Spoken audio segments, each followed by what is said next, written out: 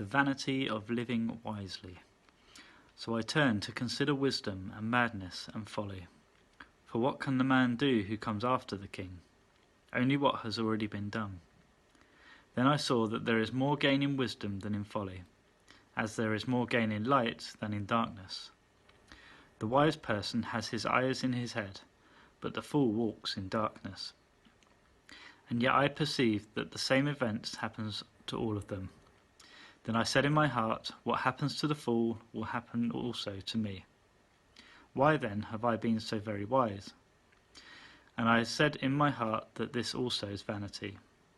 For of the wise as of the fool there is no enduring remembrance, seeing that in the days to come all will have long been forgotten. How the wise dies, just like the fool. So I hated life, because what is done under the sun was grievous to me, for all is vanity and a striving after the wind. I hated all my toil in which I toil under the sun, seeing that I must leave it to the man who will come after me. And who knows whether he will be wise or a fool? Yet he will be master of all, for which I toiled, and I used my wisdom under the sun. This also is vanity. So I turned about and gave my heart up to despair over all the toil of my labours under the sun. Because sometimes a person who has toiled with wisdom and knowledge and skill must leave everything to be enjoyed by someone who did not toil for it.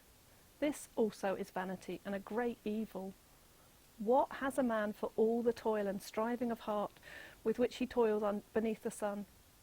For all his days are full of sorrow, and his work is a vexation. Even in the night his heart does not rest. This also is vanity. There is nothing better for a person than that he should eat and drink and find enjoyment in his toil. This also I saw is from the hand of God. For apart from him, who can eat or who can have enjoyment? For to the one who pleases him, God has given wisdom and knowledge and joy. But to the sinner he has given the business of gathering and collecting, only to give to one who pleases God. This also is vanity and a striving after wind.